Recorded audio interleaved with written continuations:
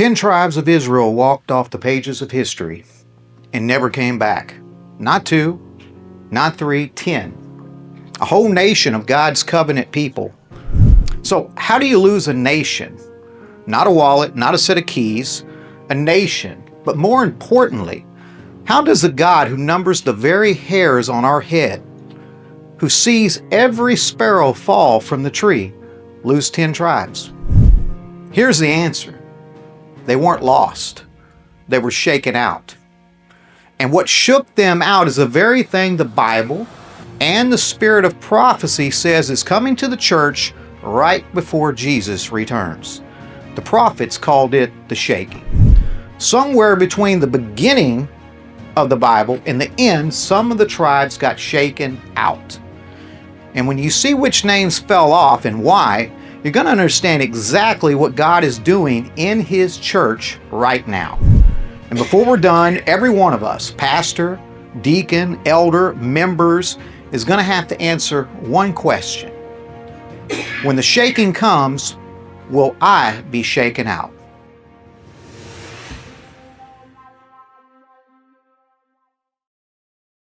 Well, good morning. Happy Sabbath, church. My name's Elder Harold Helm. I am also the founder and director of and president of Making Life Changes Ministries. And so I welcome everybody here in the church today. Also those that are watching us online and through the various social media channels. Thank you for watching today. And we hope that this message truly touches you and blesses you. So before you can lose a nation, you first have to have one, right? So we have to go back to the night that the name itself was born. I'm talking about the name Israel. It didn't begin as the name of a country. It actually began as a name of a man. And it was forged in a midnight struggle. His name was Jacob. He was a supplanter, right? He was a heel grabber. He was a schemer. And he got what he wanted through cunning and deception. So one night by the brook of Jabbok, with Esau approaching and his past pressing in, Jacob found himself wrestling with the angel of the Lord. In fact, he wrestled all night until daybreak. It was a moment that God forced Jacob to stop relying on trickery and finally cling to him. Jacob refused to let go that night. He struggled with the angel of the Lord all night and held on until he was blessed. And God said, "Your name shall no longer be called Jacob, but Israel. For you have struggled with God and men and have prevailed." Genesis 32:28. Israel, the one who struggles with God, the one whom God transforms. Church, catch this before we take another step. The nation whose name was named after a man who was changed. So Jacob went into the dark as a schemer and came out limping into the dawn with a new name and a new character. Israel was born out of transformation. The story of the 10 tribes isn't about them anymore. It's about us. Their shaking is our warning. So let's talk about the shaking. Because I know in Adventism we love to throw the word shaking around. But what is it and why is it coming again? Biblically, the shaking is God's sifting of His own professed people. It is a separating. It's a purifying work inside the church, not the world. It's not the world attacking the saints from the outside, but God Himself running His own threshing floor. In Amos 9:9, the Word of God says, "I will sift the house of Israel among all nations, as grain is sifted in a sieve." And one of the founders of the Seventh-day Adventist Church, Ellen White, who had the gift of prophecy, she wrote these words about the shaking in early writings, page 270.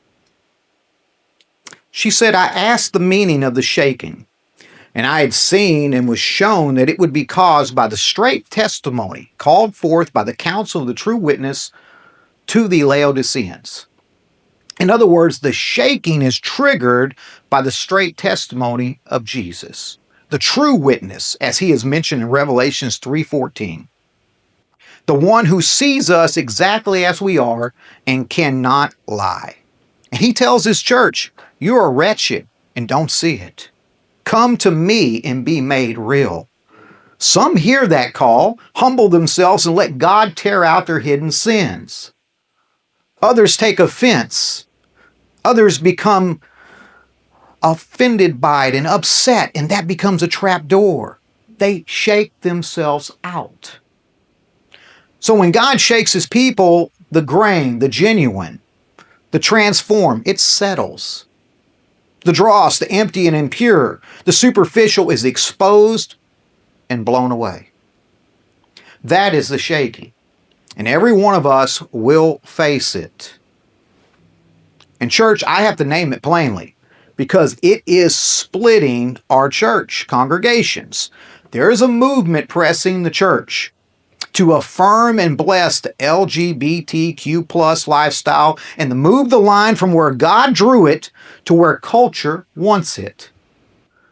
Hear my heart. This is not permission to be cruel to any group, nor a license to single any group out while ignoring my own sin. Every soul is welcome at the foot of the cross.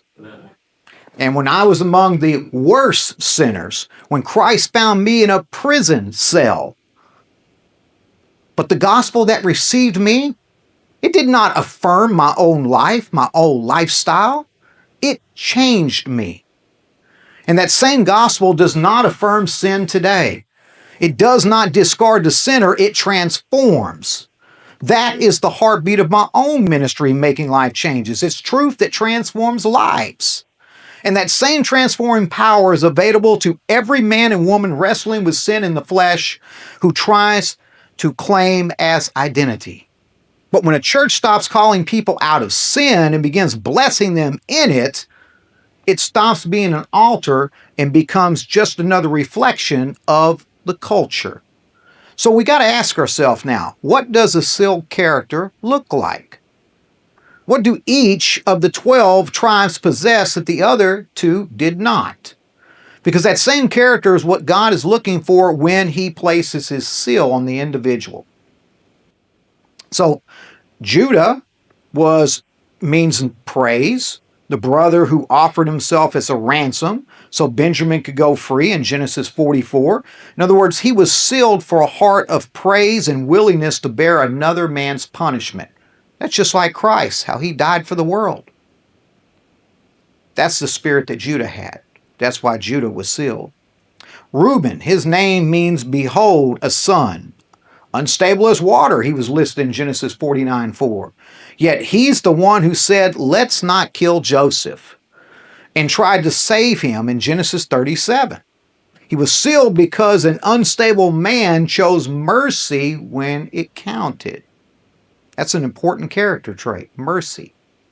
Gad is called a troop. That's what his name means. A troop shall tramp upon him, but he shall triumph at last. Genesis 49:19. Men whose faces were like faces of lions in 1 Chronicles 12:8. Gad was sealed as an overcomer who gets knocked down and wins at last. See, God doesn't care about your past. He cares about your future. And we have Asher. Name means blessed. A daughter of Asher, Anna, the prophetess, waited her whole life in the temple and recognized infant Jesus in Luke 2:36. Sealed for patient, joyful, waiting and watching for the Lord. It's another important character trait. Naphtali, my wrestling. Naphtali is a deer let loose. He uses beautiful words. Genesis 4:21 says, the people who sat in darkness have seen a great light, in Matthew 4:16, but was sealed for the one who wrestled through, then speaks life to the people in darkness. In other words, that one that goes out there to the less fortunate, to the homeless, into the prisons and ministers to those, having that spirit of character of wanting to bring life to those that don't have it. Manasseh, God has made me forget. This was the murderer king humbled in a Babylonian prison. He was sealed because a man at the bottom humbled himself. That's where I was, sitting in a prison cell. Thought I had everything in the world that would make you happy, but spiritually I was broken and had nothing. And I remember getting on my knees Forget everything I had done, selling drugs, hustling, making money, the life of crime, the life with my father, all that. I got down on my knees and asked the Lord to deliver me, to restore me, to forgive me of my sins, and give me an opportunity to be made whole and righteous in His sight. And I promised the Lord that if He would deliver me and bring me up and forgive me, that I would come out and serve Him every day of my life. I've been doing that since I made that prayer, and I was released December 2nd, 2011. Coming up here in just a few months, will be 15 years. Look at who God sealed, church. Simeon the killer, Levi the cursed, Manasseh the murderer, Joseph the prisoner, Benjamin the wolf. The seal of God is full of broken men, violent men and women in prison, but all transformed. It was never about pedigree.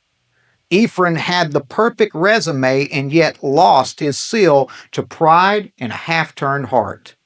Manasseh had a monster's record and got sealed on his knees. The seal goes to character, not the credentials. Now, the 10 lost tribes in Ephraim and Dan, they all preach one lesson to us this morning. It's a narrow one. What shakes a covenant member out is almost never the scandal out front. It's the one compromise he is not willing to surrender. The mole behind the wall he keeps painting over because he doesn't want to open it up and take a look. So this morning I'm going to ask you to do the bravest thing a believer can do. I'd like you to pray with me, not out loud, just you and God. It's a prayer that David prayed, and just mentally right now where you're sitting. It's in Psalms 139, 23 and 24. Psalms 139, 23 and 24. Search me, O God, and know my heart. Try me and know my anxieties, and see if there is any wicked way in me, and lead me in the way everlasting. In other words, walk the whole building, Lord. Open up every door. I would rather be shaken now while there's still mercy than shaken later when it's forever. And church, you know my story. I was shaken in prison. God took everything I had down to the studs. And I'm standing in front of you this morning on Sabbath, a free man on the inside, freer behind the razor wire than I ever was on the streets with money in my pocket, because in there I found the Lord, and the Lord changed my character. So don't tell me your shaking is the enemy. That shaking that I went through was the best thing that ever happened to me. For the man who clings to his compromise, the shaking is the end. That's the hard truth for Ephraim. But for the man or woman who will finally let God open up the wall, the shaking is the best thing that will ever happen to you. Because this exact moment that God tears loose you from the very thing that's going to cost you eternity. Hebrews 12:26 and 27 says, "Yet once more I shake not only the earth, but also heaven." Now this "yet once more" indicates that the removal of those things that are being shaken as of things that are made, that the things which cannot be shaken may remain.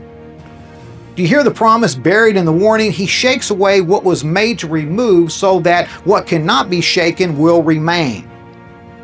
He's not trying to lose you. He's trying to make you into something the storm can't touch.